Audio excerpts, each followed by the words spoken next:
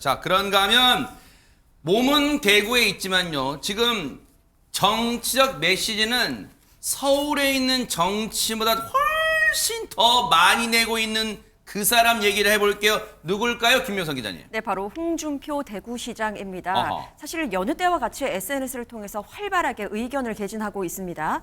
먼저 그저께 지난 16일에 올라왔던 SNS 글을 한번 살펴보도록 하겠습니다. 일단 탄핵 부결을 당론으로 내세웠던 국민의힘의 내용에 대해서 먼저 이야기를 했는데요. 네.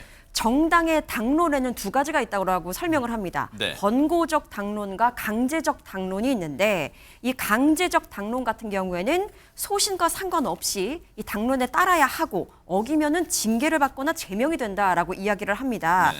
그러니까 의총 의결을 한 강제적 당론이 이번에 탄핵 반대라는 거죠. 네. 때문에 소신을 내세워서 반란자를 두둔하는 것은 옳지 않고 그리고 전쟁 중에 진지를 이탈하는 자는 참수가 원칙이다라는 어머나. 굉장히 좀 어떻게 보면 끔찍한 말을 합니다. 야, 이런 표현까지 있었어요. 아무리 이제 비유한 거지만 네, 말씀하세요. 그런데요, 정반대의 의견이 또 어제 하나 더 올라옵니다. 뭔데요? 어제 지난 17일이죠. 다시 올라온 내용을 보면요. 오세훈 서울시장이 등장을 합니다.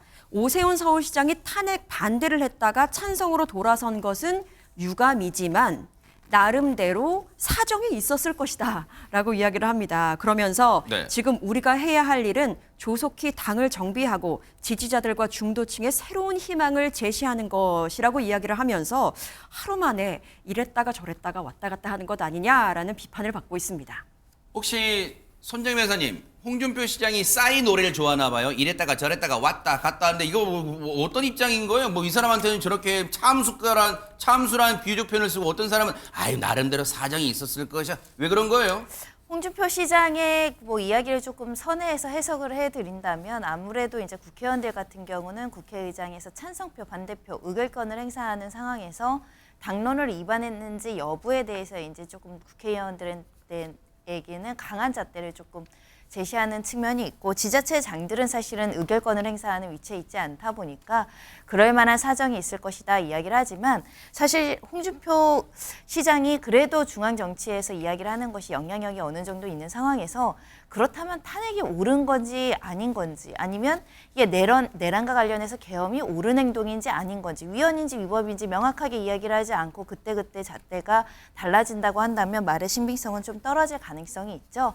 지금은 좀 혼란이 야기되고 여당 내부에서도 여러 가지 의견들이 있지만 결국은 여당에서도 이게 만약에 계엄이 위법하고 위헌적일 뿐만 아니라 내란죄의 범죄가 성립했다라고 한다면 그 이후엔 또 어떤 사람들이 어떻게 태도를 변화해서 이야기를 번복할지 굉장히 좀 우려되는 측면도 있어서 명확하게 탄핵의 강을 건널 것인지 내란죄에 대한 입장을 밝혀야 될 것 같습니다.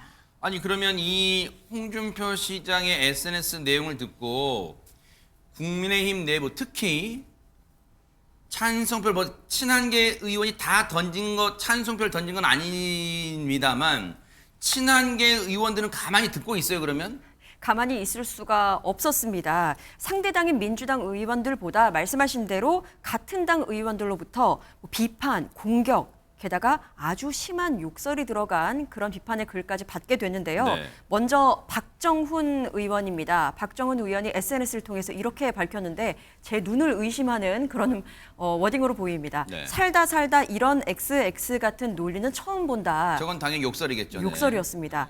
탄핵 찬성파를 징계하자면서 탄핵에 찬성한 광역단체장들에게는 사정이 있어서 찬성했을 라고 반문을 하면서 네.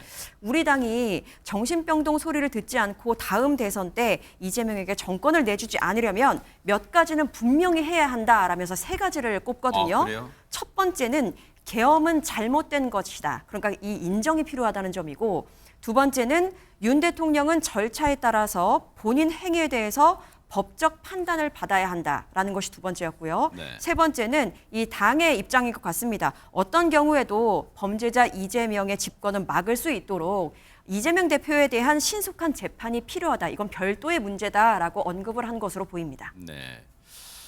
그래요. 뭐 지금 집권 여당이 지금 탄핵 이후에 아직도 지금 갈피를 못 잡는 그런 분위기가 막 느껴져요. 어떻게 갈지 좀 볼게요.